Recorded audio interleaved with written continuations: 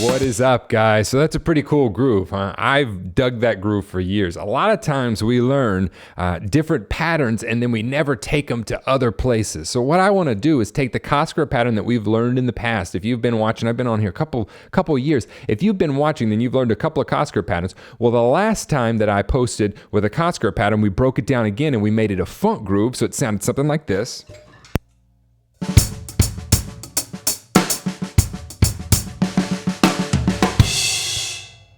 We made it sound something like that, which is cool in and of itself, okay? But what we want to do now is say, what else could we do with this Cascara rhythm that would sound hip and cool? And that's what I want you to do whenever you learn new things. Take them and apply them other places. So I took the soca a while back and I put it underneath this Cascara pattern. And what you come up with is a pretty cool pattern for whenever you're in solo sections. Now, this is one of those things that if you go playing it on a gig and you play it wrong, you play it in the wrong spot, they're going to turn around and be like, I just go ahead and You can go ahead and grab a drink and we'll finish the gig without a drummer, all right? But if you play this and put it in the correct spot, like in a fusion setting, or if you put it lightly underneath a soloist or something when you're stretching out, then it's gonna sound pretty hip and it's gonna sound pretty cool. So what we're gonna do is break down the Cascara again shortly, and then not shortly, quickly. And then what we're going to do is I'll show you a soca again, and then we're going to put the two together. So the Cascara pattern we're going to be using, and we're going to be counting in cut time. So it's 1 and 2 and 3 and 4 and this rhythm takes 2 bars to resolve. Here's the rhythm. 1 and 2 and 3 and 4 and 1.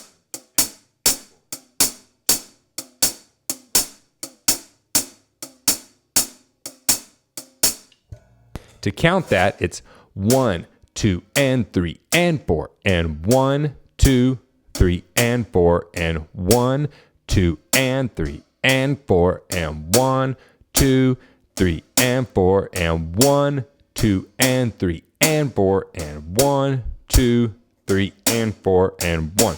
Now, if you want that broken down even further, go look up some of my old lessons like Cascara Funk and different things like that. You'll be able to learn that a lot better. And if not, pause this, go learn that, then come back. The next thing we're going to do is take the soca, which is also counted in 2 or cut time, and that is this essentially. I'm going to play it real slow.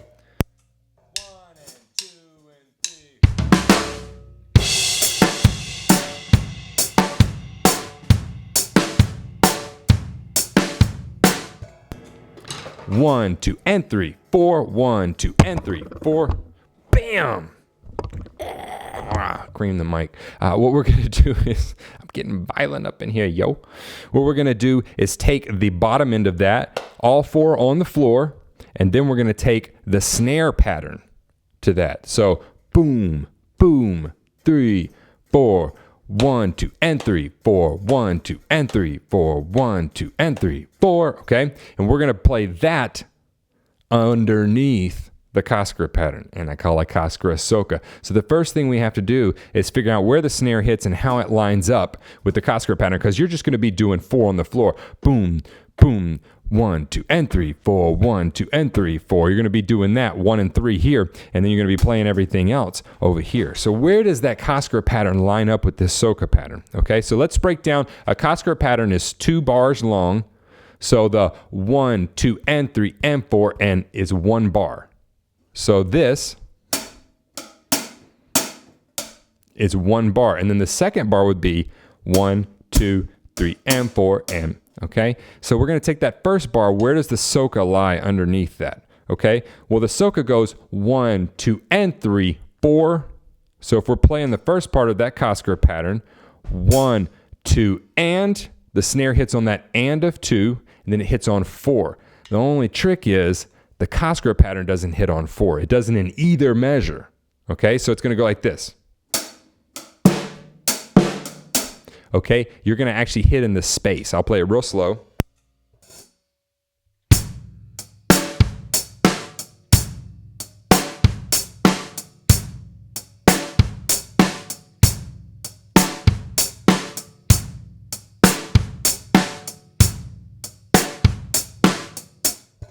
Okay, this isn't independence, it's interdependent. Where is the snare interdependent on the hi-hat to actually catch in there and hit? The kick is going on 1 and 3. It'll never change. 1 and 3 of the next bar too. Remember, we're counting in cut time here. So the next bar, where does that lay? Well, the next bar goes 1, 2, 3, and 4, and 1. 1, 2, 3, and 4, and 1. So actually, the snare's not going to hit with any of that Cascara pattern. It's going to be hitting on the offbeats. So it'll hit like this.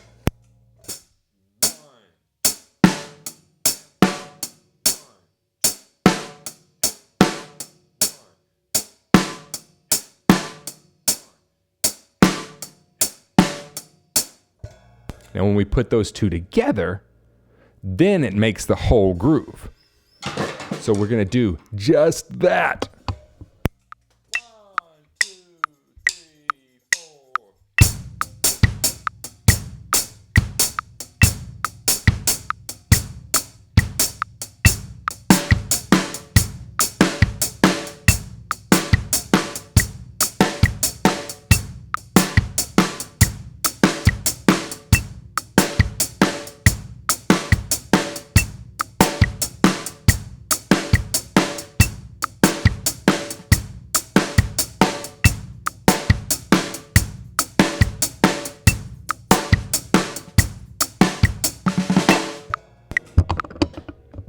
Now that's starting to sound pretty hip, right? Another cool thing you can do is actually cut that Cascara pattern in half and only use the first half of it, or only use the second half. So that would sound like this. Here's the first half first. 2, 3, 4.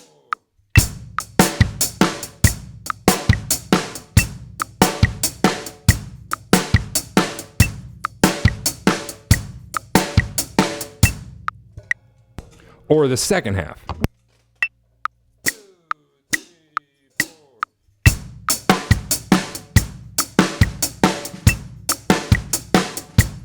So once you get that down, then you want to take it to the ride cymbal. And we're going to start playing the hi-hat on the upbeats, because in soca, a traditional soca groove, it would sound like this.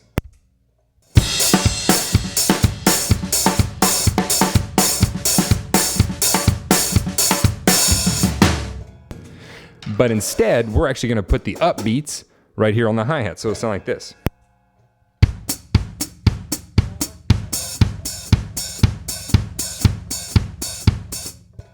So instead of having that lift there over here, we're going to be playing the pattern over here and have the lift, we'll be playing it here. So you'll still get that danceable feel. So you never lose that drive. In soca, that's what's important. You don't want to lose that drive. It's like the disco of the Caribbean, okay? You don't want to lose the driving pulse of it, okay? So let's break that down real slow. We'll get the Cascara pattern going right here. We'll get the kick drum going. Then we're going to add the snare. Then we'll add the upbeats, okay?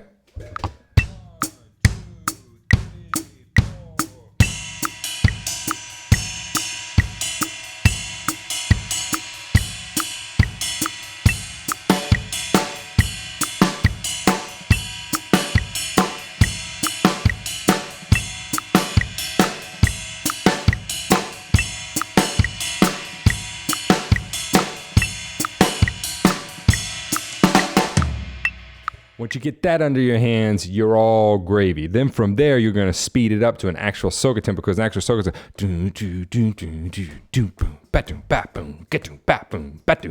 we're going to be like right there with that rhythm. So what you want to do is get this up clean. If you don't have it clean, please, I beg of you, don't pull it out on a gig, because you're just going to suck it up. So, but if you get this clean, this is something cool that you can throw in, okay? And it'll sound like this.